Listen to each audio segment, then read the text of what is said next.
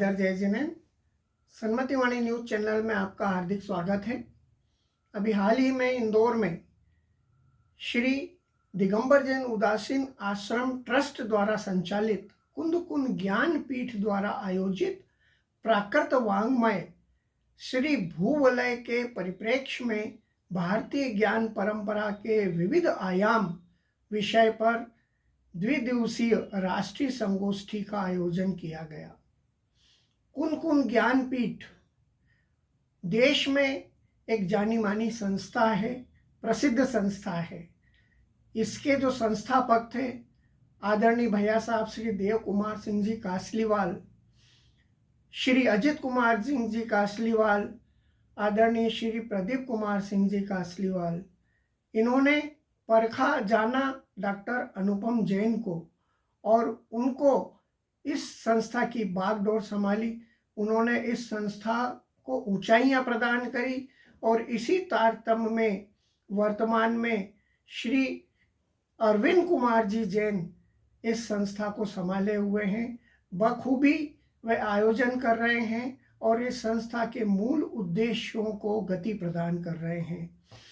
उनके साथ ही श्री DK जैन साहब भी दबे छुपे बहुत ही उच्च कोटि का सहयोग प्रदान कर रहे हैं।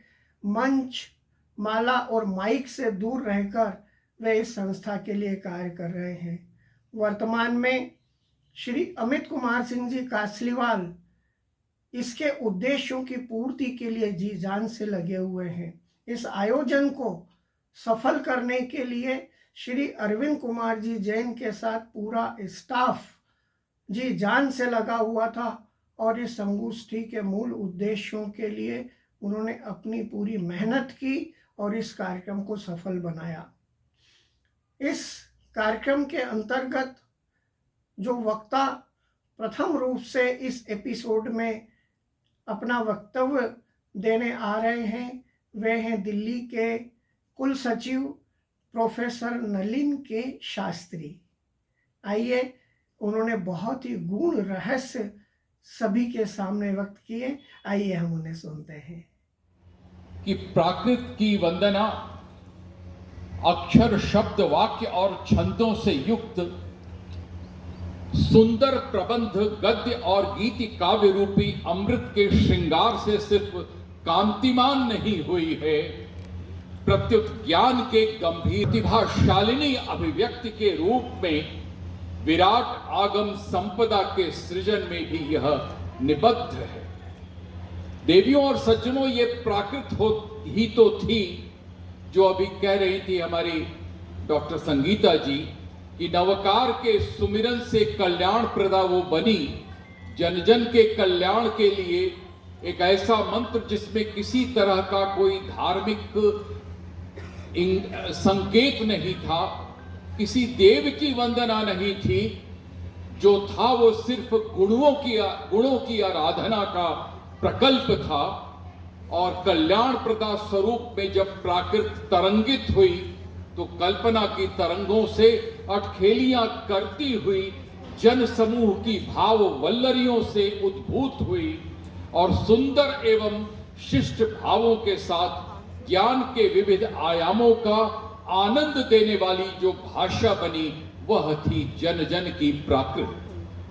देवियों और संजनों, प्राकृत की वंदना उस जनवाणी की वंदना है जो प्रकाशमान होकर ज्ञान, विज्ञान और कौशल में कुशल बनाने को प्रवृत्त है, आह्वान करती है। वहीं पर वह मंत्र, तंत्र और यंत्र के प्रयोगों से एक प्रामाणिक ज्ञान को उद्भूत करने की भारतीय ज्ञान परंपरा को समृद्ध करती है। यह वह भाषा है जो ऋषियों, मुनियों और विद्वानों के मन में स्थित शास्त्र की सफलता और परमात्म रूपी ज्ञान तत्व का साक्षात्कार कराने की अभिव्यक्ति में सफल हुई है। मित्रों, वंदना है देववाणी प्राकृत की जिसने अभ्रक संतों के आध्यात्मिक उत्कर्ष को नए स्वर दिए और त्रिरत्नों की जय विजय की ध्वजा को मुक्ताकाश में फहराने में सफलता प्राप्त की। दूर दूर तक इसकी आहट सुनाई दी। विद्वानों और आत्मनिष्ठ साधकों तथा कवियों के मानस में विहार करने वाली राजहंस कल्याणमयी वाणी की अधीश्वरी अतीव शुभ्र रूपा बनी प्राकृत और आध्यात्म के गूढ़ रहस्यों से साक्षात्कार कराते हुए भक्ति और मुक्ति के शाश्वत आनंद की संगायिका बनी प्राकृत और सभ्यता के विकास पथ पर आरोहण का एक अनुभव कराने वाली भाषा बनी प्राकृत। देवियों और सज्जनों, ये भाषा उतरी ताड़पत्रों पर, फिर उत्कीर्णित हुई ताम्र पत्तों पर, पाषाणों पर, और बनाया इससे हर एक अज्ञेय को ज्ञेय। इसमें हुआ निबद्ध ज्ञान का विराट रत्नाकर, जिसकी गहराइयों में थी क्षमता अंतर मन का संदर्शन कराने की, दुखियों के प्रति सभी को करुणा प्लावित कर देने की, सिखाने की थी क्षमता निस्पृहता के भाव को, ताकि हो सके मुक्ति त्रिविध दुखों से।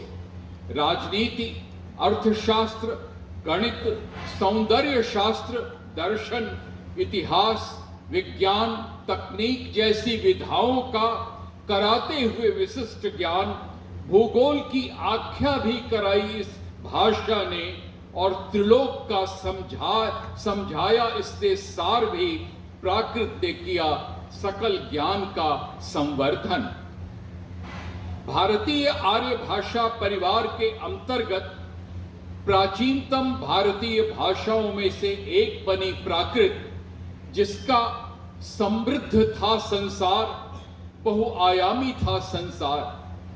प्राकृत भाषा और उसका साहित्य जन सामान्य की संस्कृति को समृद्ध करता है, समृद्ध करता है। स्वाभाविक रूप से प्राकृत जनता से संपर्क करने वाली एक आदर्श भाषा बनी, क्योंकि प्राकृत ने जन जन की भावनाओं का स्पर्श किया। यही कारण था कि सम्राट खारवेल ने अपने शिलालेखों की भाषा को प्राकृत बनाया। जैन आगमों को जन जन तक पहुंचाने के लिए आख्याकारों ने, हमारे शास्त्रकारों ने प्राकृत का उपयोग किया, तो वेदों में भी प्राकृत का उपयोग समाविष्ट हुआ।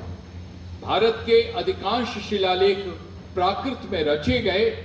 जन सामान्य की मूल भाषा प्राकृत बनी और समय समय पर जन जन की विभिन्न बोलियों में प्राकृत का स्वरूप समाविष्ट हुआ। यही कारण है कि प्राकृत ने विभिन्न क्षेत्रीय भाषाओं और बोलियों के विकास में एक बड़ी भूमिका का संवहन किया है। विश्व की विभिन्न भाषाओं की शब्द संपदा में समृद्धि कराने में प्राकृत भाषा का अद्भुत योगदान रहा है। श्रवण परंपरा के अनुयायी और अनुरागी प्राकृत की विभिन्न बोलियों का बहुत अच्छा ज्ञान रखते थे।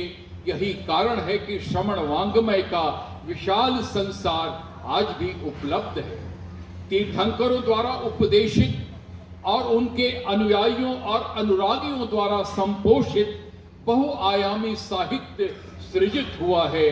भूवलय उसी श्रृंखला का एक आदर्शपद प्रतीक बना है। महत्वपूर्ण दार्शनिक एवं कथात्मक साहित्य, काव्य, नाटक, स्तोत्र, उपन्यास आदि ग्रंथ सरल और सुबोध प्राकृत में सृजित हुए। इसके अतिरिक्त कथा, दृष्टांत कथा, प्रतीक कथा, लोक कथा, विषयक ग्रंथ भी प्राकृत में प्रचुर संख्या में लिखे गए हैं, जो मानवीय मूल्यों और नैतिक आदर्शों को सही दिशा देने में समर्थ हैं और उनका आह्वान है एक श्रेष्ठ नागरिक के विकास का। देवियों और सज्जनों, अंत में किंतु बहुत महत्वपूर्ण रूप से मैं रेखांकित करते हुए निवेदन पूर्वक कहना चाहता हूं कि अकर्तव्य को कर्म सिखाने, पुरुषार्थ को प्रेरणा देने और हर नैराश्य को आशान्वित कर देने के भाव से स्पंदित कोई जन भाषा रही है तो वह है प्राकृत। यह वह भाषा है जिसने आम आदमी को स्वर दिया, भारत की संस्कृति को चतुर्दिक पोषित किया। खास से अलग हटकर आम आदमी की वाणी बनी है प्राकृत, जिसने हर व्यक्ति को जीवन जीने की कला सिखाई, पाषाण को पिघलाने का प्रयत्न किया और किया हर हृदय को सुसंस्कृत। अहिंसा के प्रेम से अनेकांत की वर्णमाला में गुंथकर शादवादी शब्दों की शक्ति से मानवीय सभ्यता के श्रृंगार में कंठहार बनी है प्राकृत। देवियों और सज्जनों, प्राकृत के उन्नयन के लिए भारतीय ज्ञान परंपरा में प्राकृत को आदर पूर्वक रेखांकित करने के लिए कुंद ज्ञानपीठ महापरिवार एक महत्वपूर्ण हस्तक्षेप करने में सफल हुआ है। 50-60 साल का सफर एक लंबा सफर है, लेकिन यह अविराम गति से चलता रहा है और इस संस्थान ने एक बृहद पुस्तकालय का सृजन कर टेक्नोलॉजी का उपयोग कर ब्लेंडेड लर्निंग को संभाव्य बनाकर प्राकृत के संप्रेषण में अद्भुत सफलता प्राप्त की है। मुझे विश्वास है कि अगले चरण में यहाँ के पुस्तकालय का डिजिटाइजेशन हो जाएगा और फिर एआई के उपयोग से हम ट्रांसलिटरेशन करने की तरफ भी सफलतापूर्वक बढ़ सकेंगे। चूंकि हमारे बीच में निर्ग्रंथ साधक उपलब्ध हैं, उनके आशीर्वाद के बिना कोई भी कार्य सफल नहीं हो सकता। इसलिए उनके पाद पद्मों में मैं प्रार्थना करते हुए कहता हूं कि हे महाबाहो पूज्य गुरुदेव, आप तो वीतराग साधना के पथिक हैं, निरामय हैं, निर्ग्रंथ हैं, दर्शन ज्ञान और आचार की त्रिवेणी हैं, क्रांत दृष्टा हैं, परिष्कृत विचारों के हैं आप प्रणेता भी। आपके प्रबोधन में वीतराग ईश्वर का संदर्शन है, साधना में तपोनिष्ठ जीवन में नंदनवन का सा पवित्रत्व है, चर्या में गंगा की सी पतित पावनी पवित्रता है, मौन में ध्यान का गीत है, आत्म साधना का संगीत है और आपकी रत्नत्रयी साधना का नवनीत विचार, भाषा और आचार में समन्वय की वर्णमाला रचते हुए आत्म अवगाहन की संप्रेरणा देता है अहर्निश प्रतिपल। हम संवेद रूप से आपके पाद पद्मों में प्रार्थना करते हैं कि हे गुरुदेव, आपका दिशाबोध और आपके मंगलकारी आशीर्वाद भारतीय ज्ञान परंपरा में प्राकृत के प्रतिष्ठा रूपी समावेशन को, उस अभियान को सदैव संपोषित करते रहें। आपके आशीर्वाद की शक्ति से यह कार्य सफल हो, यह आपके चरणों में प्रार्थना है। ये कहते हुए विदा लेता हूं कि साधु रूप हरि आप हैं, पावन परम पुराण, मेटे दुविधा जीव की, सबको करें कल्याण। हे गुरुदेव, आपकी देशना हमारा कल्याण करे। इन्हीं भावों के साथ आपने मुझे सुनने का समय दिया। धन्यवाद, प्रणाम। संस्कृत महाविद्यालय के कुलगुरु प्रोफेसर शिव शंकर जी मिश्रा इस कार्यक्रम के अतिथि थे। उन्होंने भी अपने उद्गार व्यक्त किए। आइए हम उनसे सुनते हैं। आश्रम ट्रस्ट द्वारा संचालित कुंद ज्ञानपीठ इंदौर द्वारा आयोजित द्विदिवसीय राष्ट्रीय संगोष्ठी के इस उद्घाटन अवसर पर मंच पर विराजमान महनीय महान विभूतिगण और पूज्य मुनिषी जी के पूज्य सागर जी महाराज जी का जो पावन सानिध्य है, उससे यह पूरा परिसर अत्यंत दिव्य, भव्य और अध्यात्ममय हो गया है। क्योंकि साधु हमारे जीवन में तीर्थ के स्वरूप होते हैं। साधु नाम दर्शनम पुण्यम तीर्थभूता साधवः, कालेन फलते तीर्थम सद्यः साधु समागमः। संत महापुरुषों की सन्निधि, उनकी मंगलमय उपस्थिति ही हमारे लिए अत्यंत कल्याणकारिणी होती है। इसलिए यह जो उद्घाटन सत्र है निश्चित रूप से हमारे लिए अत्यंत मंगलकारी है। मंच पर विराजमान महनीय समस्त विभूतिगण, जिनमें मुख्य रूप से जिनका उद्बोधन अभी होना है, अध्यक्ष के रूप में जो मंच पर विराजमान हैं प्रोफेसर डॉक्टर जय कुमार उपाध्याय जी, अध्यक्ष विद्याभूषण लोक मंगल न्यास नई दिल्ली, प्रोफेसर स्वप्निल कोठारी जी, जैन साहब जो अभी जा चुके हैं अपना उद्बोधन करके, और इनका हमने अभी बहुत ही शानदार उद्बोधन सुना प्रोफेसर नलिनी के शास्त्री जी का, बहुत ही सुंदर उद्बोधन आपका हम लोगों ने सुना। यहाँ पर विराजमान बहुत सारे लोग मेरे परिचित हैं, अलग अलग विषयों के, प्राकृत भाषा के, जैन दर्शन के महनीय आचार्यगण, मैं आप सभी का इस अवसर पर एक बार वंदन करता हूँ, अभिनंदन करता हूँ। वस्तुतः भारत की जो परंपरा है वह बहुत पुरातन परंपरा है, हजारों हजार साल पुरानी, 5000 वर्षों से अधिक पुरानी भारत की यह ज्ञान परंपरा निरंतर प्रवाहमान है। और उनमें से जो यह जैन दर्शन की परंपरा है, इसने भारतीय विद्याओं का एक महान कल्याण किया है। भारत की जो विद्याएं आज हम पढ़ रहे हैं, जिससे भारतीय ज्ञान परंपरा समृद्ध है, उसमें जैन दर्शन का महनीय योगदान है। जैन दर्शन में संस्कृत साहित्य के महनीय ग्रंथ लिखे गए। पारंपरिक विश्वविद्यालयों में उन ग्रंथों का आज भी अध्ययन अध्यापन कराया जाता है।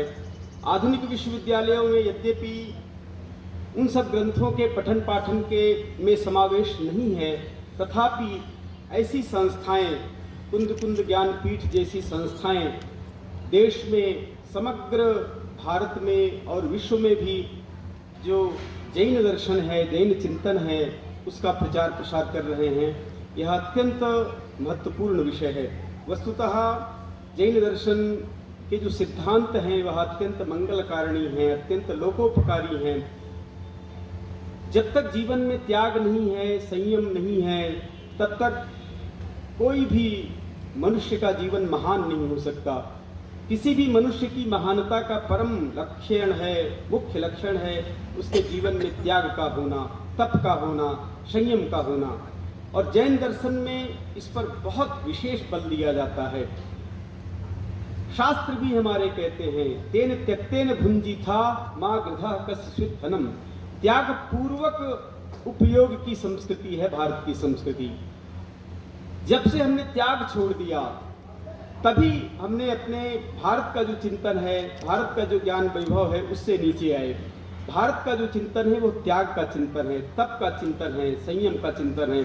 जैसे आप अपने आचार्यों को देखते हैं, शरीर में एक वस्त्र नहीं होते हुए भी अत्यंत सहज, और जब एक वस्त्र भी नहीं है तो संग्रह जैसी कोई प्रवृत्ति ही नहीं है, और इसके बाद भी संपूर्ण मानवता का कल्याण करने के लिए, समस्त संसार का लोक मंगल करने के लिए, विश्व बंधुत्व की स्थापना करने के लिए जैसा जीवन वो जीते हैं, हमें वो बैठ करके अपनी उपस्थिति मात्र से प्रेरणा देते हैं। जरूरी नहीं है कि हम बहुत भाषण के माध्यम से आपको संदेश दें। शंकराचार्य ने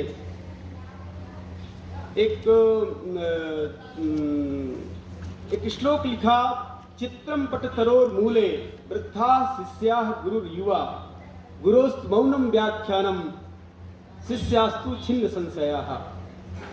कहा कि एक विचित्र बात है कि एक बट के वृक्ष के नीचे कुछ विद्यार्थी बैठे हैं, शिष्य बैठे हैं और एक आचार्य बैठे हैं। और विचित्र बात यह है कि शिष्य सब वृद्ध हैं और आचार्य जो गुरु हैं वो युवा हैं। उससे भी विचित्र बात है कि गुरु जी कुछ बोल नहीं रहे हैं, चुप हैं, शांत हैं। गुरु जी कुछ बोल नहीं रहे हैं, शांत हैं। और उससे भी विचित्र बात है कि उनके बिना कुछ बोले शिष्यों के सारे डाउट्स क्लियर हो रहे हैं। शिष्य जो है मुक्त संशय हो रहे हैं, उनके सारे संशय नष्ट हो रहे हैं। यही है गुरु की, आचार्य की उपस्थिति का वैभव, उसकी सत्ता का यही प्रभाव है। यदि वो हमारे समक्ष उपस्थित है तो उनको देखकर ही हमारे जीवन के सारे संशय, सारे द्वेष, राग, आसक्ति सब नष्ट होती है और हमें परम कल्याण की ओर ले जाते हैं। महिम्नि स्तोत्र का एक बहुत सुंदर श्लोक है, महोक्षा खट्वांगम परसुरदिनम भस्म फणिनः नचेति नचेतीयत तव वरद तंत्रोपकरणम सुरास्ताम ताम रिद्धिम भवद भ्रूभंग प्रणहिताम नहीं स्वात्मा रामम विषय मृग तृष्णा भ्रमयति।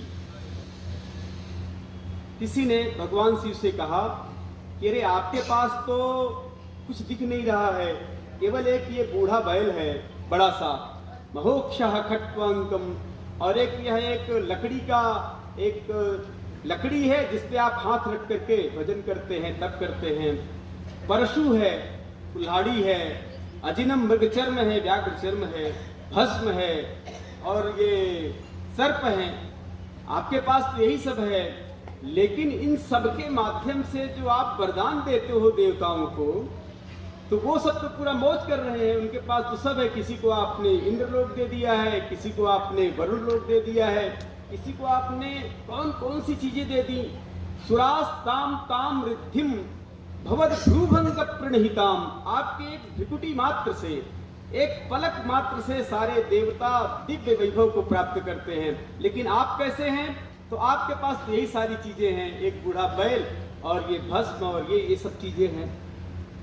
तो वैसा ही अपने यहाँ संत परंपरा में भी है, कुछ भी नहीं है अपने पास, लेकिन इनके एक ध्रुव विलास से, केवल एक संकेत मात्र से शिष्य लोग जो है परम वैभव को प्राप्त कर रहे हैं।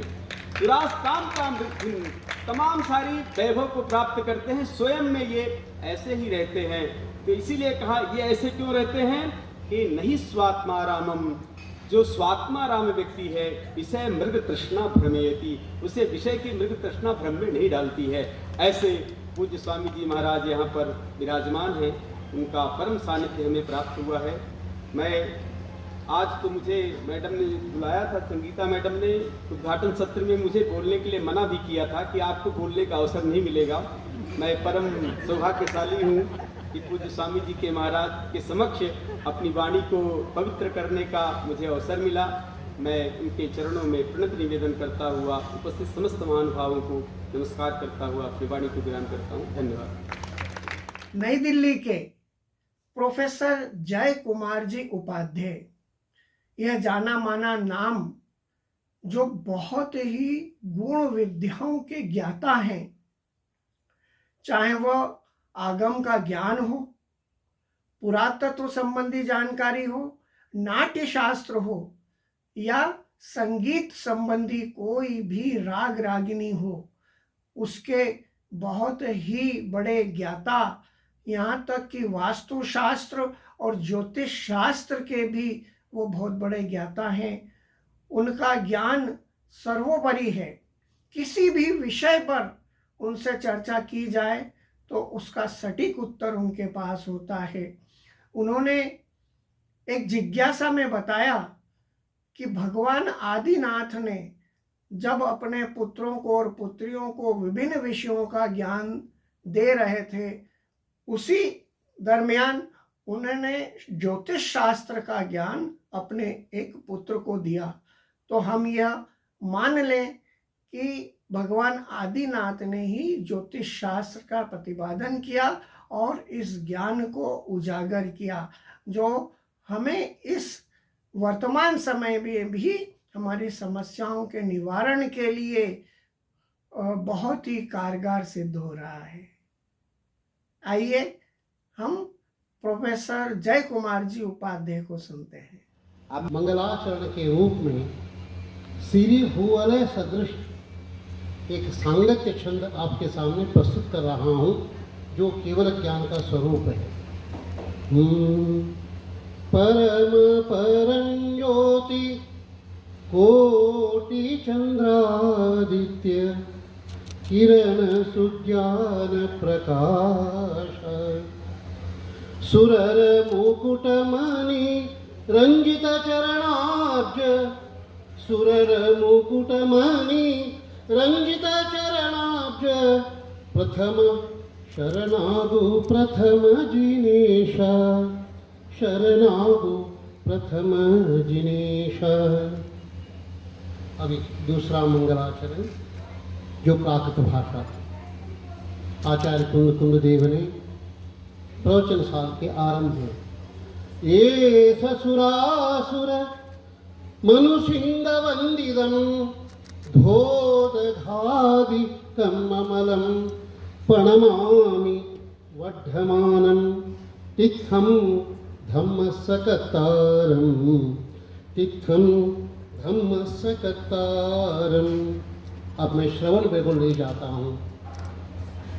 लता से आक्रांत कल्प सदृश दिखने वाले भगवान बाहुबली को नमस्कार करेंगे।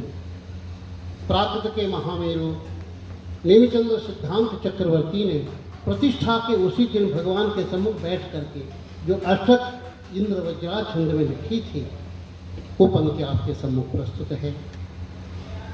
लया समकंत महाशरीरम भौवावली लब्ध सुकपरुखम देविंदविंदक्षियपायपम्मं तं गोमटेशं प्रणमामि नित्यं तं गोमटेशं प्रणमामि नित्यं।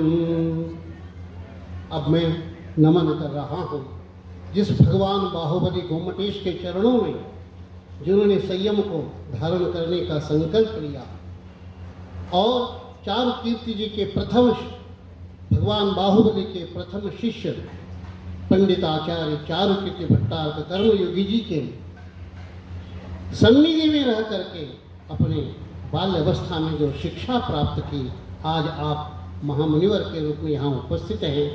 आप श्रीफल पत्रिका के माध्यम से उस दिन से श्रवण बेलगोल के संदेश को जन जन तक पहुँचाए। आपके चरणों में अत्यंत श्रद्धापूर्वक मैं नमन करता हूँ और वंदनीय विद्या इस मंच को नमन करते हुए मेरे मित्र उज्जैन के पाणिनि संस्कृत विश्वविद्यालय के कुलपति मेरे से पूर्व बोले, सुनते रहे ऐसे विद्वान। जब मैं लाल बहादुर शास्त्री संस्कृत विश्वविद्यालय में सेवारत था तब मेरे कुलपति वाचस्पति उपाध्याय जी ने एक जगह से उठा करके ये हस्ती ऐसी लाया हूँ आगे जा कर के चमकेगा।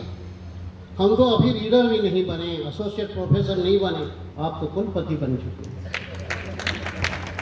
और अभिराज राजेंद्र मिश्र के उस विश्वविद्यालय के अध्ययन के क्षेत्र में शोध के अनेक आयामों को उद्घाटित करने के लिए आप शोध विभाग के प्रमुख बनकर के कार्य करते हुए हमने देखा। आप वाचस्पति उपाध्याय जी के अनन्य शिष्य थे और पूरे दीक्षांत समारोह का सत्र संचालन आपसे करवाते थे। आपने मुझे उस समय प्राकृत भाषा के लिए 2.5 मिनट देते थे, सिर्फ आपका 2.5 मिनट। शिवशंकर जी याद होगा आपको, इसलिए देते थे। मैं फिर वाचस्पति जी के प्रेमवश उस प्राकृत को आधा मिनट और बढ़ा के ले जाता, क्योंकि मेरे साथ संगीत साथी होते थे और मैं उसी श्रवण बेलगोल से रचित सिद्ध भावाष्टक को प्रस्तुत करता था। अच्छे मिनिचम परमठ सिद्धे सौवठ संपादय सौव सिद्धे। अच्छे मिनिचम, मैं नित्य अर्चन करता हूँ किसका? सिद्धों का। किस लिए? सौवठ संपादय, सर्वार्थ की सिद्धि के लिए मैं वंदन करता हूँ। ऐसे हमारे विद्वान मणि कुलपति यहाँ पर उपस्थित हैं, मुझे बहुत प्रसन्नता है। इसी के साथ साथ इस सभा के बीच में आदरणीय देश के नहीं बल्कि विश्व के विद्वत पटल पर एक अपने प्रतिभा से मंडित प्रोफेसर नलिनी शास्त्री जी यहाँ पर विद्यमान हैं। मैं उन्हें भी नमन करता हूँ, सभी को नमन करता हूँ। और मैं अध्यक्षीय भाषण क्या करूँ, संस्मरण सुनाते जा रहा हूँ। यही मेरा अध्यक्षीय होगा। मैं न तो अध्यक्ष हूँ न तो प्रोफेसर हूँ, मैं आचार्य रत्न देशभूषण महाराज जी का शिष्य हूँ। मैं न बाहुबली प्राकृतिक विद्यापीठ का निर्देशक था। मैं कौन हूँ? जिन्होंने प्राकृत भाषा को राष्ट्रपति भवन तक पहुंचाया और 35 साल पहले आचार्य बनते ही, देशभूषण जी के आचार्य बनते ही विद्यानंद जी ने कुंद कुंद भारती दिगंबर संस्था को प्राकृत भाषा भवन के नाम से राष्ट्र को समर्पित करने वाले उस संत को मैं नमन करता हूँ, जिन्होंने उस प्राकृत के गीत गाई और आज वह प्राकृत ने इस प्रधानमंत्री जी के कार्यकाल में शास्त्रीय भाषा की मान्यता प्राप्त की है। इतना ही नहीं, मैं चारु कीर्ति जी को इसलिए वंदन करता हूँ, जय कुमार तुम प्राकृत के वहाँ के सेवक हो, अब आपको श्रवण वर्गुण में सेवा देनी है, मैं देकर आया हूँ। अब मैं आचार्य विद्यानंद जी के एक शिष्य ने 1 लाख प्राकृत की गाथाएं पिछले 6 साल में लिखी है। महाराज के समाधि के पश्चात उनको अत्यंत श्रद्धापूर्वक वंदन करता हूँ। वे हैं परम पूज्य प्राकृत भाषा चक्रवर्ती आचार्य श्री वसुनंदी जी महाराज। मेरे सामने ऋषभ चंद्र जी जैन वैशाली वाले बैठे हैं। आज दमोह में एकलव्य विश्वविद्यालय में डीन पद पर कार्य कर रहे हैं। 3 दिन पहले आपके मार्गदर्शन में मैंने एक छात्र को वसुनंदी जी के साहित्य पर PhD की उपाधि देकर आया हूँ। मैं अत्यंत गौरव के साथ आपको कह रहा हूँ। ये संस्मरण ही मेरा आज का व्याख्यान है। महानुभाव,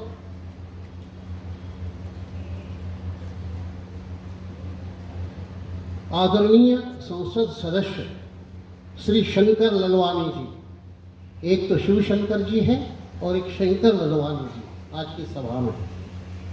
हमारी भारतीय ज्ञान परंपरा के क्षेत्र में शंकर का नाम अत्यंत सम्मान के साथ हम उच्चारित करते हैं। कल मैं ओमकारेश्वर सिद्धवरकूट गया था।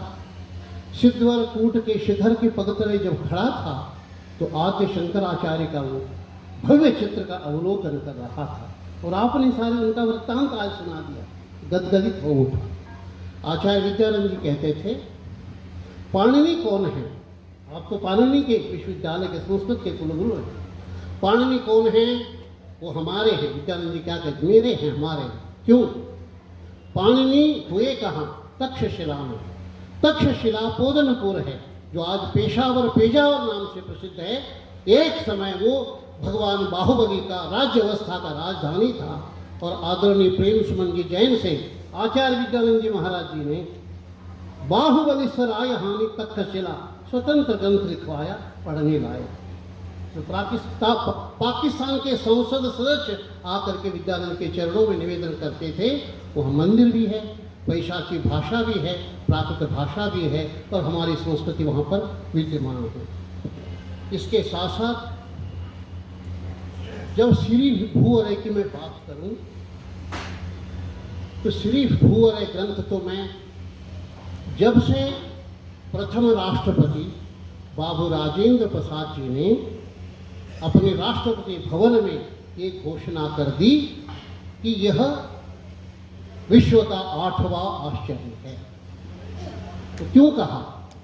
वहीं पर दिल्ली में विराजमान आचार्य रत्न देशभूषण जी महाराज इन्हीं यल्लप्पा शास्त्री जी को बुला करके ग्रंथ का संपादन लाल मंदिर के प्रांगण में करवाया था। कि 1952 की बात कर रहा हूँ। उस समय कर्नाटक के मुख्यमंत्री एस निजलिंगप्पा थे। कर्नाटक के उस धरोहर को उठा करके आचार्य देशभूषण महाराज के चरणों में समर्पित किया। गुरुदेव आपका तप ही इस दिगंबर मुनि कुमुदेंदु के चिंतन को समझ सकता है, हम गृहस्थी नहीं समझ पाएंगे। और आज वह ग्रंथ दिल्ली समाज द्वारा प्रकाशित होकर के राष्ट्रपति भवन में समर्पित हुआ। उसके लिए कर्नाटक के गवर्नर और मैसूर विश्वविद्यालय के कुलपति साक्ष्य देते हैं। गवर्नर साहब, आपका आदेश है हमें इस ग्रंथ के समीक्षण करके हमें जवाब दो। हम अंतःकरण से लिखते हैं कि ये साक्ष्य जीवंत साक्ष्य है और भारतीय ज्ञान परंपरा का महान मेरु ग्रंथ है, इस पर शोध होना आवश्यक है। और आज पिछले 30 साल से संस्थान में काम हो रहा है। मैं कुंद कुंद भारती में वास्तु विद्या ज्योतिष विभाग का प्रभारी था। विद्यानंद जी महाराज जी के सानिध्य में समाज सेवा में था। तब यहाँ के कुंद कुंद ज्ञानपीठ के महेंद्र मनुज श्री भूअरय का काम देख रहे थे, एक विद्वान देख रहे थे। विद्यानंद जी महाराज को पत्र भेजा क्या भेजा महाराज, कंप्यूटर की सहायता से मैंने 32 भाषाओं को सिद्ध किया है। महाराज मुझे बुलाए, जयकुमार देखो ये तुम्हारा काम है। मैंने देखा विद्यानंद जी चकित हो रहे, क्या देख रहे हैं? कुंद ज्ञानपीठ से आया हुआ पत्र 32 भाषाओं का उल्लेख कर रहा है कंप्यूटर के माध्यम से। तुम कितने पढ़ सकते हो? महाराज मैं हिंदी और 6 भाषा जान सकते हो, 32 कहाँ से जानूंगा मैं? बोले मैं भी 32 नहीं जानता हूँ। हम दोनों विद्यानंद जो जयकुमार उलझ गए, फंस गए कि इतनी भाषाओं को कैसे समझेंगे। तो यहाँ कुमुदेंदु की बात जब करते हैं, अकेले कुमुदेंदु ने इसमें कुछ नहीं किया है। वो लिखते हैं 27 लंबा 27 ऊंचा चौकट, 729 अक्षरों के चक्रबंध के बीच में कुमुदेंदु ने रचना की है। 6000 सूत्र है, 15,000 शिष्य थे उनके इसके शोधकारी, और 9 खंडों में रचना है। इसके 12,000 चक्र उपलब्ध है, हमें मात्र 1200 प्राप्त हो चुके हैं। हम 1200 पर ही काम कर रहे हैं। ऐसा गूढ़ विषय है, सर्वभाषामयी भाषा है।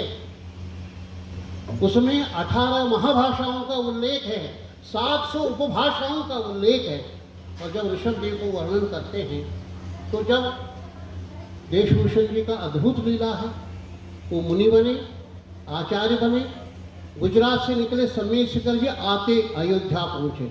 1952 में प्रथम प्रजापति कहने वाले ऋषभदेव की प्रतिमा अयोध्या में स्थापित कर दी, और 7 एकड़ जमीन आज राजमहल से प्राप्त है, हमारी धरोहर की रक्षा कर रहे हैं। क्यों? कुमुदेंदु लिख रहे हैं, वो प्रजापति ने क्या किया? सर्वज्ञ बनने से पहले 100 पुत्रों को ज्ञान दिया, राज्य दिया।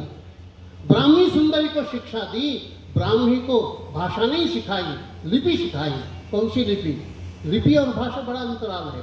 ब्राह्मी लिपि सिखाई, सीधे हाथ की तरफ लिपि लिखो, ब्राह्मी लिपि। उसके बाद अंक विद्या सिखाई, सुंदरी को बाहुबली से संबंध है, और ब्राह्मी सुंदरी ने ही ये अंक और लिपि का जो संस्कार आज दिया है, वो हमारा भारतीय ज्ञान परंपरा का अत्यंत महत्वपूर्ण कड़ी है। इस पर शोध कार्य होने की आवश्यकता है, हो रहा है। मैं निरंतर ज्ञानपीठ से जुड़ करके दिल्ली में बैठ करके हर कार्यक्रम में उपस्थित होता हूँ, थोड़ा बोलता हूँ, सूचना देता हूँ, पढ़ता भी हूँ, लेकिन मैं भी अधूरा हूँ। क्यों? इतने महासागर को हमारे कुलपति लोग ही पूरा कर सकते हैं, क्योंकि 700 भाषा पढ़ने वाले 700 प्रोफेसर तो चाहिए इसमें।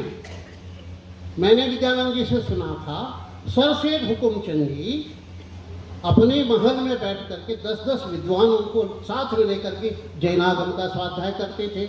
लेकिन हमारी पुष्पा देवी भाभी जी कासलीवाल जी केवल विद्वानों को नहीं, विश्वविद्यालय के कुलपति 10-10 बैठ करके आपके साथ चिंतन कर रहे हैं। आज ये मामूली बात नहीं है। आपने सरसेठ हुकुमचंद जी से आगे और 2 कदम बढ़ाए, और इस ज्ञान विज्ञान का आप बहुत बड़ा उपक्रम प्रारंभ किया है। रही बात प्राकृत की, मैं बात करूं, हमारे विद्वान मुनि बैठे हैं, समय कम है, मैं विस्तार से नहीं बोलूँगा, लेकिन भरत मुनि ने नाट्य शास्त्र का निरूपण किया है। नाट्य शास्त्र में 7 भाषाओं का उल्लेख प्राकृत के लिए किया है, उसमें शौरशिनी भाषा भी है। चारुकीर्ति जी से मैंने पूछा, महाराज मैं सीखने आया हूँ, मैं डायरेक्टर बन के नहीं आया हूँ। बोले वेद आदि इतने बड़े साहित्य, उपनिषद आदि जैन साहित्य से पहले लिखे हैं, हम पीछे हैं, क्यों? तो चारुकीर्ति क्या बोले? जयकुमार ध्यान से सुनो। नेमिनाथ तीर्थंकर शौरीपुर, उत्तर प्रदेश, मथुरा के पास ब्रज भाषा के बीच में हुई शौरशिनी भाषा का उन्होंने शुभारंभ किया। ठीक है, तो वो कब हुए? श्री कृष्ण और महाभारत और अर्जुन की जब बात करते हैं तो केवल हम 5000-6000 साल पहले जाते थे। लेकिन जैनाचार्य ये नहीं स्वीकार करते। हेमचंद्र क्या कहते हैं? 8100 वर्ष पूर्व नेमिनाथ हुए हैं, और दिगंबर आचार्य कहते हैं 78000 वर्ष 683 वर्ष के पूर्व हुए हैं, नेमिनाथ हुआ। उसके बाद नेमिनाथ से लेकर पार्श्वनाथ तक इतने बड़े काल में 1000 केवल ज्ञानी हुए थे। नेमिनाथ से पार्श्वनाथ तक 1000 हुए, तो पार्श्वनाथ से महावीर के बीच में केवल 250 साल में 100 केवल ज्ञानी हुए थे। महावीर के बाद मात्र तीन केवल ज्ञानी हुए और पंचम काल शुरू हो गया। केवल ज्ञानी जब होते हैं साहित्य लिखने की आवश्यकता नहीं। चारों कीर्ति जी ने मुझे शिक्षा दी, समझने की बात है। रही बात इस प्राकृत भाषा का, सूत्रपात डॉक्टर शंकर दयाल शर्मा जी ने श्रवण बेलगोल में शुरू किया, आचार्य वर्धमान सागर जी के सानिध्य में किया। आज 32 साल से निरंतर चल रहा है। 1 लाख विद्यार्थी प्राकृत पढ़ चुके। मैं विश्वविद्यालय में शिव शंकर जी वहाँ पढ़ाता था, मेरे पास विद्यार्थी आते थे, मुझे नौकरी दोगे तो मैं प्राकृत पढ़ूंगा।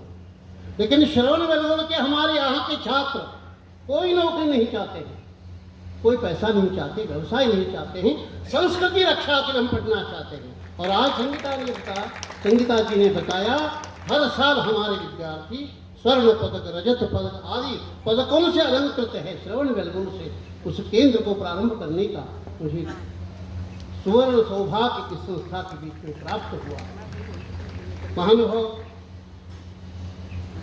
प्राकृत भाषा की बात करूं और प्राकृत का अध्ययन का उपक्रम शुरू करूं।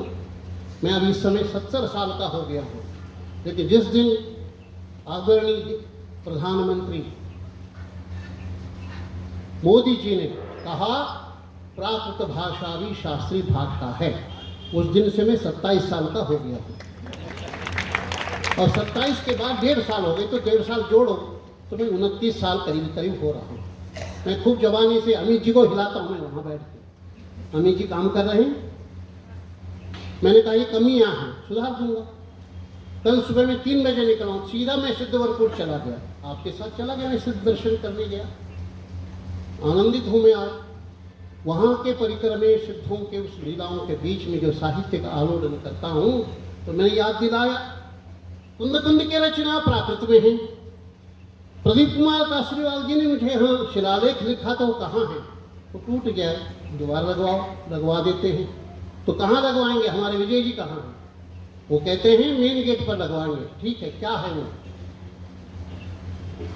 अमित जी ने तुरंत अपना मोबाइल खोला, कुंद कुंद के सिद्ध भक्ति उठाया, मेरे को पंक्ति सुनाया। रेवा नदी तड़के पश्चिम भागन सिद्धवर कूड़े, आहु पे कोड़ी हो निवान गया नमोते से। कुंद कुंद लिखा।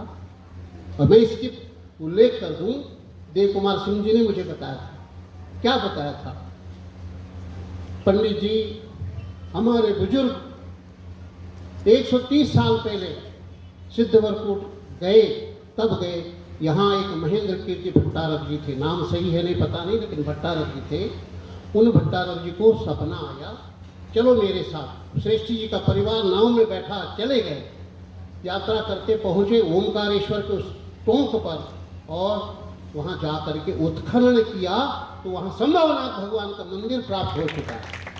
तब कुंद कुंद में लिखा 2000 साल पहले, हमें मिला 125 साल पहले। हम कितने पिछड़े हैं, कुंद कुंद को अच्छे से पढ़े नहीं। ये शोध करने का भारतीय ज्ञान परंपरा का परम लक्ष्य है। इसी तरह से भारतीय ज्ञान परंपरा की बात कर दूं, हमारे वेदक यहाँ पर बैठे हैं, वैदिक परंपरा का हम ज्ञान हासिल करते हैं, ज्ञान परंपरा की बात करते हैं। बौद्ध भी बुद्ध को लेकर के बात करते हैं, लेकिन हम जैन हमारे ऋषभदेव के सूत्रपात को अध्ययन करने के लिए अध्ययन कराने के लिए हमारे यहाँ पर विद्वान यहाँ उपस्थित है, और ऋषभदेव के उस विधा का आज हम शोध करने के लिए भारतीय ज्ञान परंपरा को पुनः उजागर करने के लिए यहाँ पर उपस्थित हैं। यह संगोष्ठी सफल हो। और अंत में एक बात कह के विराम लेता हूँ। ऋषभदेव सर्वज्ञ से पहले शिक्षा जो दी तो भाषा की नहीं दी, क्या दी? लिपि की दी, अंक की दी, और इसके अलावा असी मसी कृषि विद्या वाणिज्य शिल्प की दी। सर्वज्ञ बनने के बाद जो दी, आत्म कल्याण की दी, विश्व कल्याण की दी, मोक्ष मार्ग की दी। तो मैं इन्हीं भावनाओं के साथ भारत सरकार ने एक योजना बनाई है। वो योजना जैसे हमारे संसद सदस्य श्री शंकर साहब कह रहे थे, मैं कल संसद सत्र को समापन करके रात को आया हूँ, और यहाँ सत्र से उठ के ही मैं एक प्राकृत के ज्ञान भारतीय ज्ञान परंपरा के सत्र में मैं उपस्थित हूँ। ये कड़ी बहुत उत्तम कड़ी है। राजधानी से आना, संसद से आना, भारत ज्ञान परंपरा की बात यहाँ भारतीय ज्ञान परंपरा की चर्चा करना, ये बहुत सुखद कड़ी है।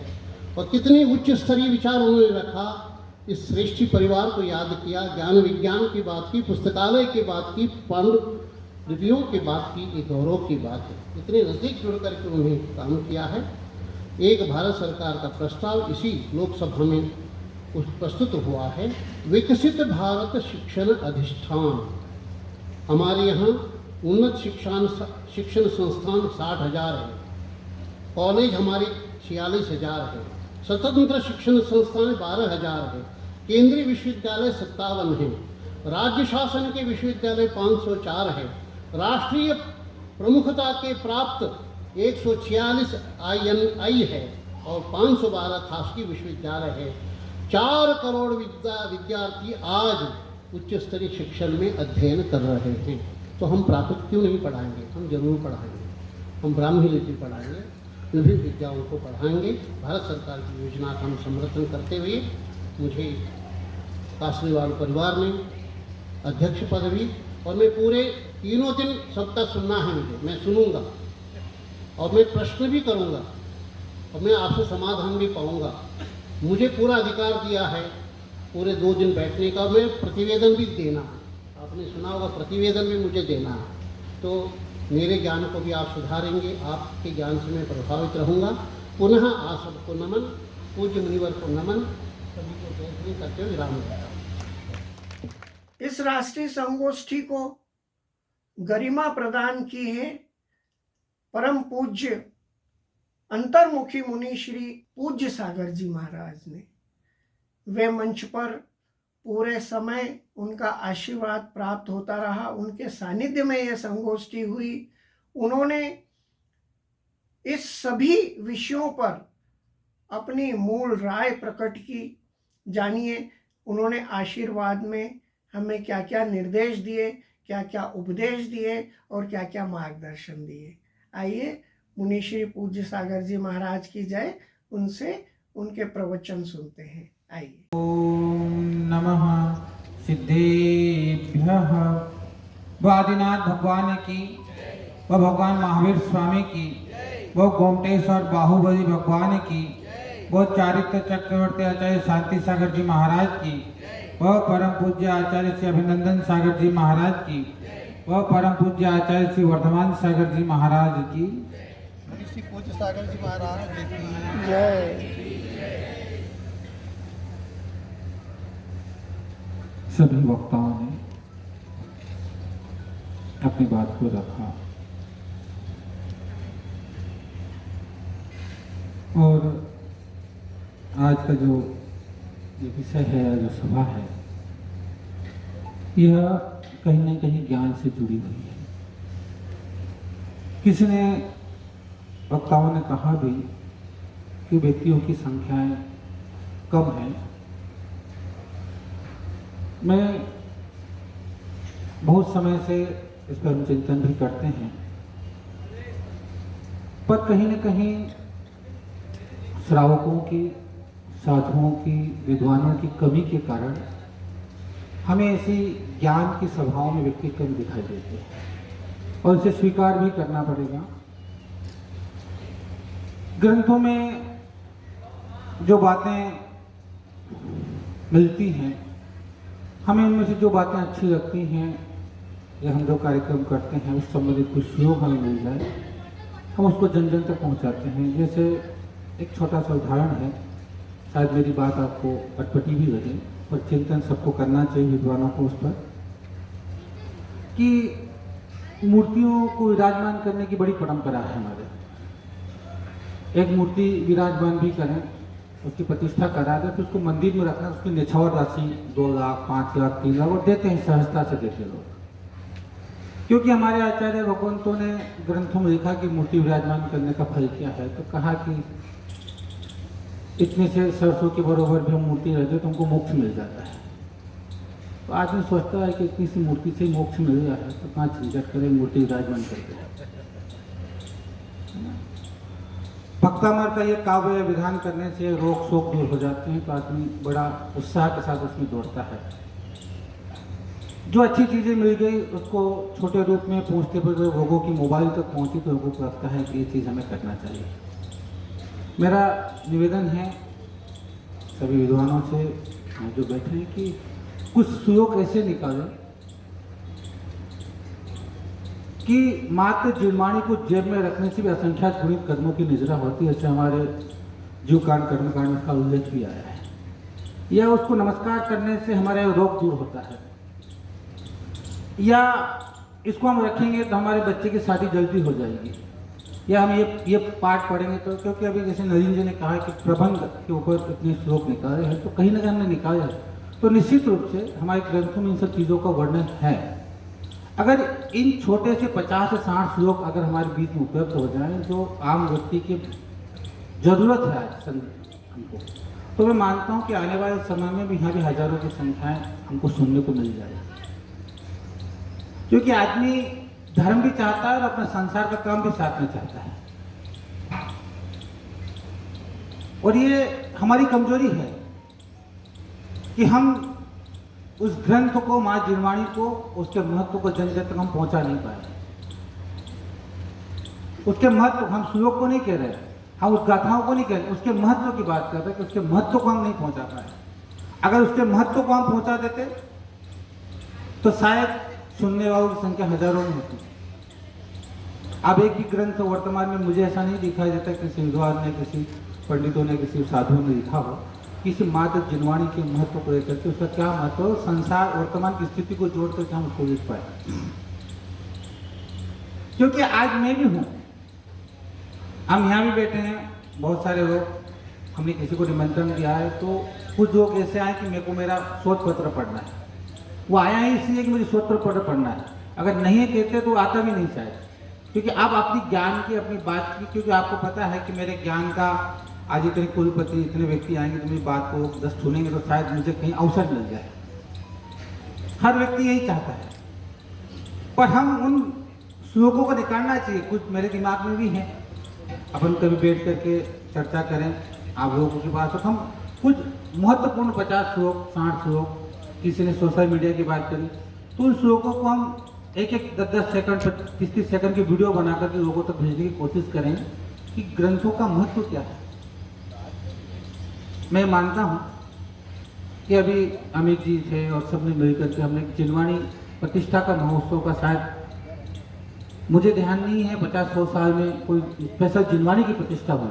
हमने काष्ठ की जिनवाणी बनाई और उस जिनवाणी में 10 तत्वा सूत्र के श्लोक खुदवाए, उसकी पेटी बनवाई, मैं अभी मंगवा के आपको दिखाऊंगा। और उसकी प्रतिष्ठा में भी हमने 2500 आदमियों ने उस प्रतिष्ठा में बैठे, और उस जिनवाणी की 500 जिनवाणी हमने घर घर, 450 जिनवाणियाँ घर घर पहुँचाई। कि अब हमको प्रतिष्ठित जिनवाणी का नमस्कार करने का फल क्या है। अभी तक हम जो कर रहे जिनवाणी नहीं है, पूजन की पुस्तक है। जिनवाणी का तात्पर्य कि आचार्य भगवंत के मूल सूत्र जिसमें हो वो जिनवाणी है।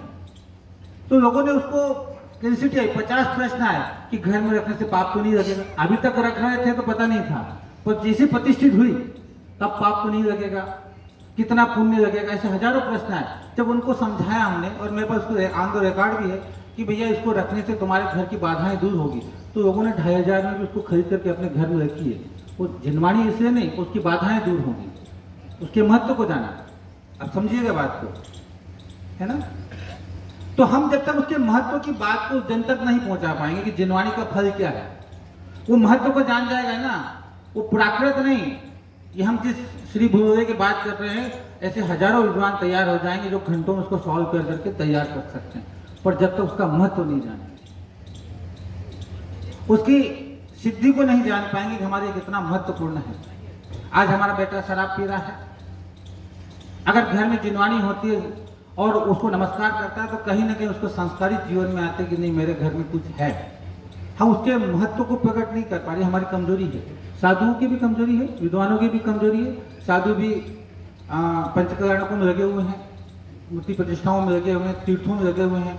हम कहते हैं कि ऐसा जीवंत तीर्थ करें। आज इन्होंने श्रवण योगा की बात करी, आज हमको वहाँ विद्वान क्यों मिल जाते हैं? पता है, आप तो वहीं का जन्म स्थान है, पर मेरी कर्म उम्मीद रही है, क्योंकि वहाँ आज भी गुरुकुल परंपरा है। गुरुकुल परंपराओं में आज भी 50 से 100 बच्चों को हर मठ में पढ़ाया जाता है, तो उनको उसका महत्व पता है और उस चीज़ को जानने के अधिक व्यक्ति हमको कन्नड़ की भाषा में कन्नड़ में मिल जाते हैं। पर हमारे यहाँ वो परंपराएं नहीं रही कि हम तो गुरुकुल नहीं जा पाए, पर हमारे यहाँ जो साधन है उन साधनों के माध्यम से जिनवाणी के महत्व को तो हम पहुंचाने की कोशिश करें। सारे ग्रंथ हमने लिखे हैं, सारे चीजें लिखी है। मैं तो कहता हूँ एक संगोष्ठी इसी ज्ञानपीठ पर होनी चाहिए कि जिनवाणी का महत्व क्या है, सहज और सरल भाषा में और 1000 आदमियों को इकट्ठा करके उसमें उस जिनवाणी के महत्व को बताया कि इस जिनवाणी को पढ़ने से, जिनवाणी के वाचन करने से भी हमारे, जैसे हमारे शांति भक्ति करने से आंखों की रोशनी आ गई, कहीं ना कहीं जिनवाणी का हिस्सा है। अच्छा, वर्तमान सागर जी का उदाहरण वर्तमान का हमारे जीवन में है कि 48 घंटे तो उन्होंने शांति भक्ति का पाठ किया, उनकी आंखें आ गई। ऐसे हमारे बहुत सारे आचार्य भगवंतों के हैं जिन्होंने मात्र पाठ करके, आचार्य हमारे भक्तामर का स्तोत्र है कि वहाँ बैठ करके क्यों करते लोग। आज भक्तामर मैं मानता हूँ कि प्रतिदिन 1 करोड़ जगह पाठ होता है भक्तामर का, क्योंकि ऐसा कोई जैन घर नहीं है जहाँ भक्तामर का पाठ एक व्यक्ति नहीं करता। हर घर में एक बार तो कहीं ना कहीं भक्तामर का पाठ निश्चित रूप से होता है। क्यों कि उस भक्तामर का महत्व बताया कि वहां से तावे टूट गए, इस काव्य को करने से कैंसर दूर हो जाएगा, इस काव्य को करने से यह हो जाएगा, तो आदमी ने उसको महत्व को जाना और उसको उसकी ओर आगे बढ़ा। हम यही चाह रहे हैं कि इस सत्र के माध्यम से जितने विद्यार्थी आए, अभी और भी समय 2 दिन का, उसका अपन भी भूल पे भी बात करेंगे, पर इस पर एक विचारणीय विषय होना चाहिए अमित जी, और हमें कुन ज्ञानपीठ के माध्यम से ऐसा एक छोटा सा साहित्य सब मिल करके करें कि जिनवाणी के महत्व को हम पहुँचाएं। उसके सूत्रों को हम बाद में बात करें, कौन सा सूत्र क्या काम आएगा, पर उसका महत्व कि उस जीवन में कितना उपयोगी और कितना महत्वपूर्ण हमारे लिए है। आज हमारे एक काले धागे पर विश्वास है लोगों को, क्योंकि उसका महत्व लोगों ने बता दिया। धागा अगर हाथ में बांधा है क्योंकि उसका महत्व बताया है, 2 रुपये का धागा नहीं है। और अरबों करोड़ों की जो जिनवाणी पड़ी उसका कोई महत्व हमने नहीं बताया, तो उसको कोई छूना भी नहीं चाहता है। हमने एक चाकू का महत्व बनाया था, हम गले में टांग करके घूमते। अभी हमने देखा 50 रुपए में वो बनता है, अभी हमने बनवाया कि लोगों, और उसको अमेजॉन में वो 1000 रुपये में भी खरीदते हैं और पहनते हैं, क्योंकि उस चाकू का महत्व बताया है कि इतना चाकू पहनने से हमारी नज़र नहीं लगेगी, टोटका नहीं लगेगा।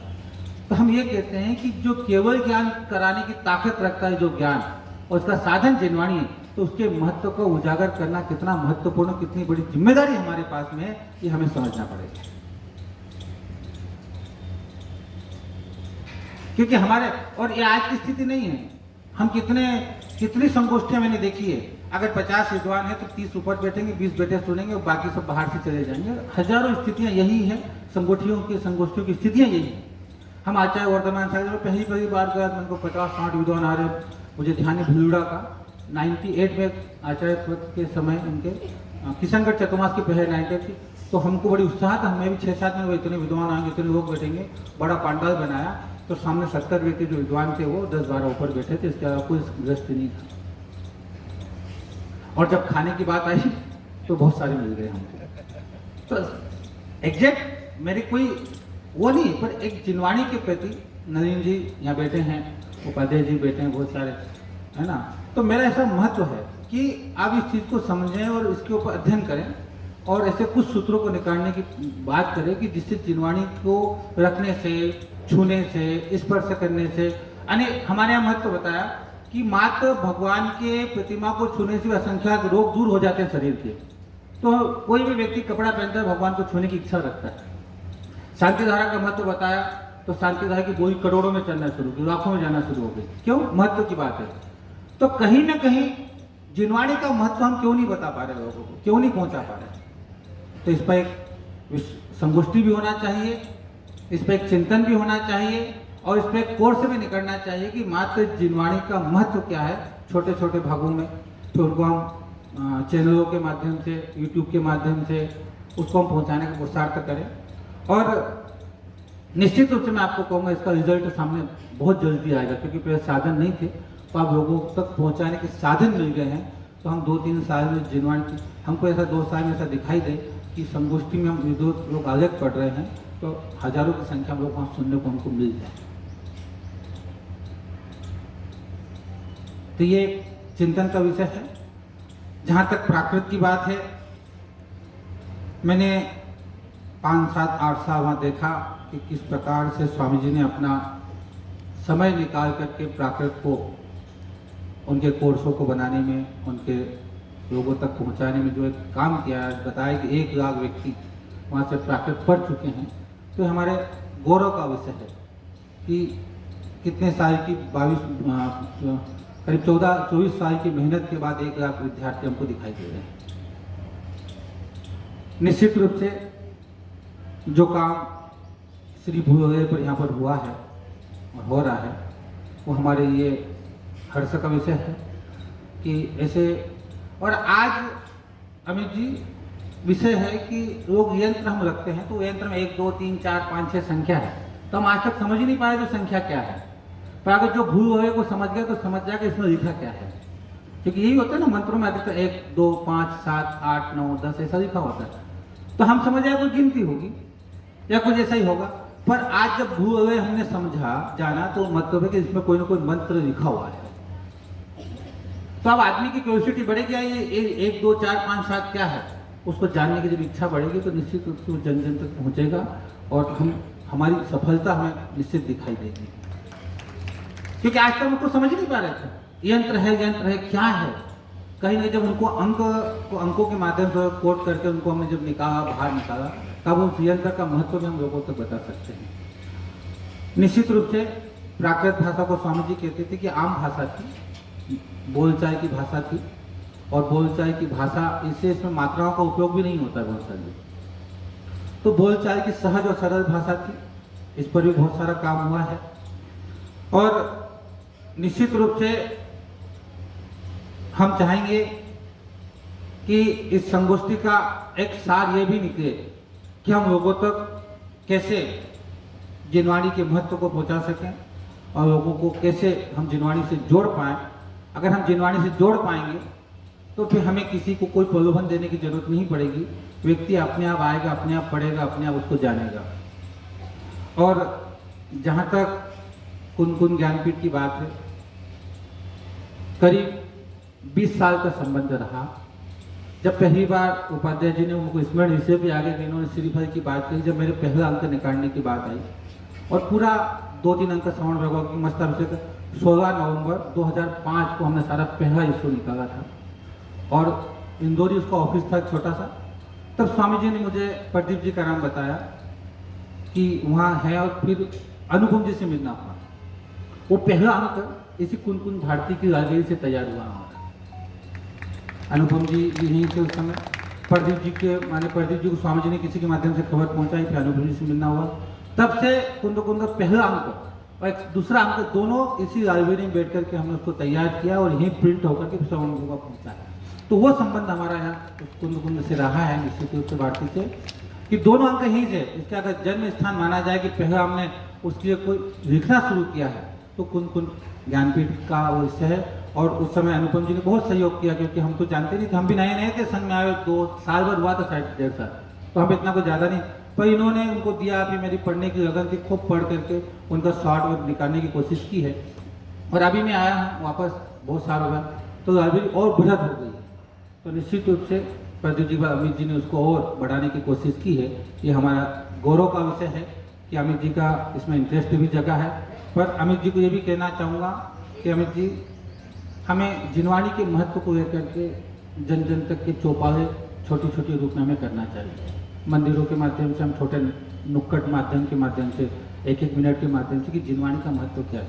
हमारे शास्त्रों में हमने ऐसे भगवंतों से सुना है कि साधु किसी चीज़ को हाथ लगा ले तो उसके असंख्यात रोग दूर हो जाते हैं। 64 रिद्धियों में हम जब पढ़ते हैं तो कहीं ना कहीं ऐसा तो होगा ना लिखा हो कि जिनवाणी का स्पर्श करने से भी रोग दूर होंगे। क्योंकि आज साधु की चरण छूने को क्यों तरसते हैं कि हमारी 64 रिद्धियों में वर्णन आया है कि साधु की चरण वंदना का गंधोदक भी हमारे सिर पर लग जाए तो उसके शरीर के रोग दूर हो जाते हैं। तो हम साधुओं की चरण वंदना को तरसते हैं, जाते हैं। तो कहीं ना कहीं ऐसे सूत्र मिलेंगे हमारे ग्रंथों में हमको कि उसको जिनवाणी का स्पर्श करने से, उसको सुनने से भी हमें, क्योंकि हमारे पास लब्धि है। हम जब कहते हैं लब्धियों की बात करते, कर्ण लब्धि जब तक नहीं हो जब तक हमें सम्यक, क्योंकि हम आगे नहीं बढ़ सकते हैं। तो उनको कि सुनने मात्र से भी हमारी कर्म की निजरा होती है। हम जिनवाणी अगर चुपचाप सुन भी जाए, हमें कुछ नहीं आता हो, तो भी, क्योंकि मुझे आज उठा के देखे कि कोई भी तीर्थंकर कौन सी डिग्री लेकर के निर्माण को प्राप्त किया, एमए किया, बीए किया, पीएचडी की, क्या किया उसने सिर्फ ग्रंथों को सुना और आचार्य भगवंतों को जाना, दिव्य ध्वनि को सुना और उन्होंने केवल ज्ञान प्राप्त कर दिया। और जो हम जिसकी पीछे हम भग रहे हैं, शायद उसके महत्व को उस समय बता दे, तो फिर डिग्री के पीछे नहीं, हम उनके संस्कारों के पीछे भगने की कोशिश करेंगे। क्योंकि आचार्य शांति सागर ने बहुत अच्छी बात कही कि अपनी चारित्र को तुम लिखा है, विद्वानों का ज्ञान, धनाढ्यों का पैसा और साधु का चारित्र जब एक साथ होगा तब धर्म की प्रभावना होगी, और इनमें से एक भी खसक गया तो जीवन में धर्म की प्रभावना नहीं हो सकती। चारित्र चक्रवर्ती में आचार्य शांति सागर जी महाराज ने कहा। तो मुझे ऐसा लगता है धनाढ्य भी कहीं उससे पीछे हट गए, साधु भी पीछे हट गए, विद्वान भी पीछे हट गए, इससे हम जहाँ हैं वहीं के वहीं रहते हैं। हम भी हैं उसमें, ऐसा नहीं है कि हम नहीं, हम सभी हैं कहीं न कहीं। फिर भी हमें एक बार पुनः पुरुषार्थ करना चाहिए कि जिनवाणी के जन जन तक पहुँचाने की कोशिश करें, और जिनवाणी को, क्योंकि उसको लुक अच्छा चाहिए, उसकी डिज़ाइन अच्छी चाहिए। आप कुछ भी भर दो और उसका लुक अच्छा है, डिज़ाइन, हम कुछ भी चीज़ में भर सकते हैं। तो निश्चित रूप से हमें एक पुरुषार्थ फिर पुनः कुन भारती इतना काम कर ही रही है, तो इतना काम हमें और करना चाहिए कि एक छोटी सी किताब हम जिनवाणी के महत्व को निकालने वाली, और उसको वीडियो बनाने का काम हम अपने यहाँ से करा देंगे। रेखा बैठी है, श्रीफल के माध्यम से हम उसको वीडियो को हम बना करके जन जन तक भी पहुँचा सकते हैं। विद्वत लोग बैठे हैं, हम उसको कोर्स में भी डाल दें कि जिनवाणी का पढ़ने का और महत्व क्या है, तो शायद वो पहुँचे, तो हम अगली बार जब अगली संगोष्ठी करें तो 350-400 आदमी हमको दिखाई दे, ऐसा हमको रिजल्ट उसका आना ही चाहिए, तभी हम अपनी बात को कह पाएंगे। समय की मर्यादा है, बहुत कुछ है, और फिर हम अगले सत्र में फिर पर चर्चा करेंगे बहुत सारी चीज़ों पर निश्चित रूप से। और हो सकता है अभी कुन ज्ञानपीठ और हम श्रीफल दोनों मिल करके एक बड़ा काम करने जा रहे हैं। 4000 वीडियो बनवा रहे हैं, नमो कार्ड मंत्र से कर्म सिद्धांत की, छोटी छोटी है 1.5 मिनट की, और उसकी स्क्रिप्ट भी करीब हमारे 500-550 स्क्रिप्ट लिखी है, और कहानियाँ तो हमारी बन भी गई है। अमित जी के निगाह में है कि हम 100 से ज़्यादा कहानियों को एनिमेशन के माध्यम से बना चुके हैं।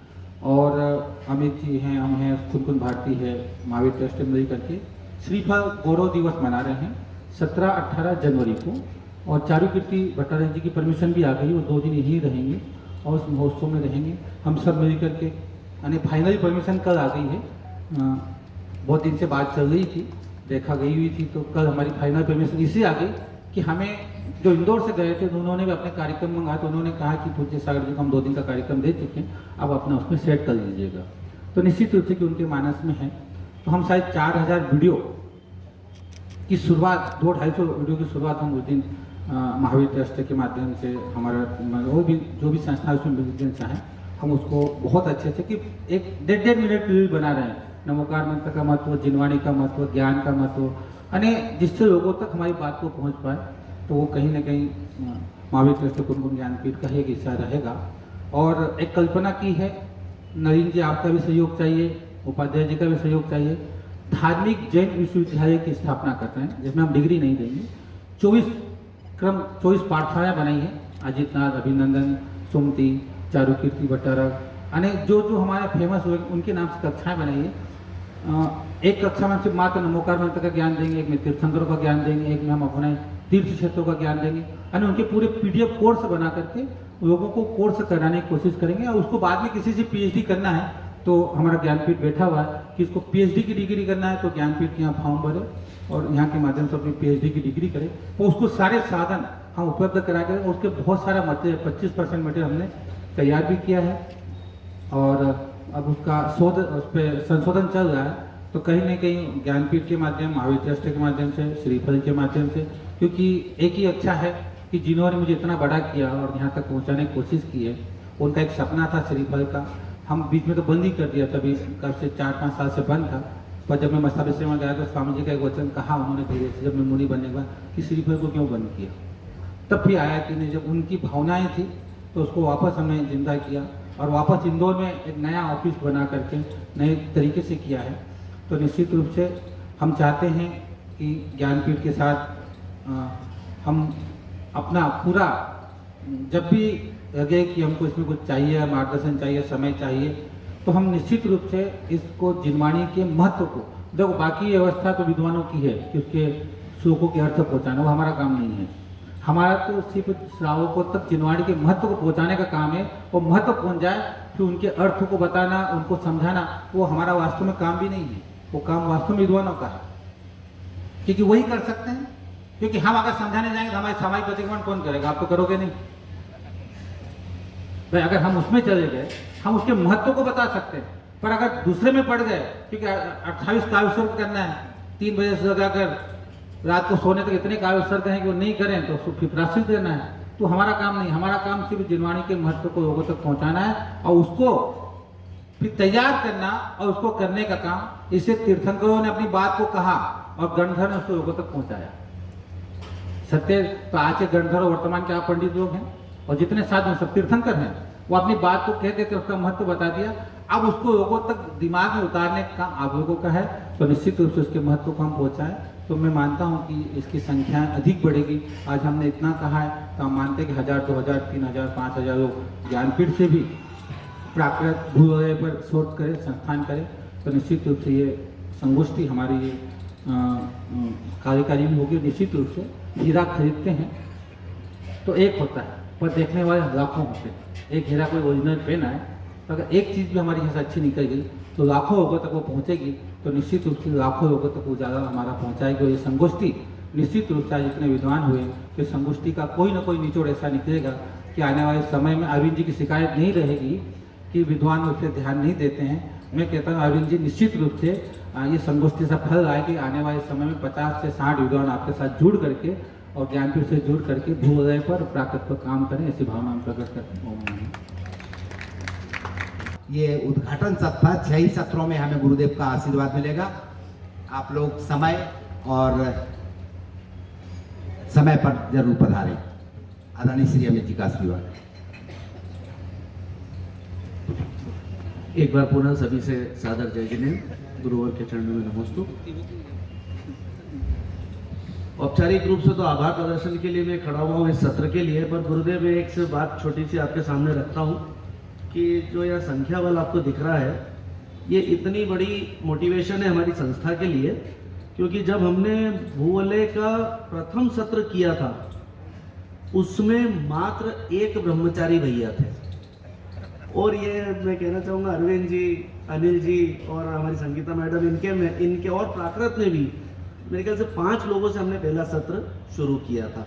पर समय आज 5 साल हो गए हमको करते करते, और अब हमारी ये स्थिति हो जाती है कि हमारे को भूवलय और प्राकृत में चूँकि संख्या की और एक को एड्रेस करने की लिमिटेशन रहती है, तो हमें सत्र को उस टाइम हमको एंट्री रोकनी पड़ती है। तो हम अपने राह पर बढ़ चुके हैं। आप लोगों का आशीर्वाद, आपका मार्गदर्शन हमें मिलेगा तो हम डेफिनेटली कहीं बहुत अच्छी स्थान पर पहुंचेंगे।